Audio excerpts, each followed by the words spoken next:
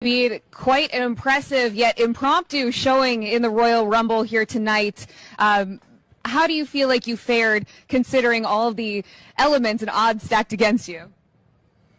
அடிச்சிருக்க அடி அந்த மாதிரி முஞ்சனஞ்சு அடிக்கடி எங்க அம்மா தூக்கி அடிச்சாம்பார் மேல கட்ட பறகுது கொட்டை தெரிக்குது.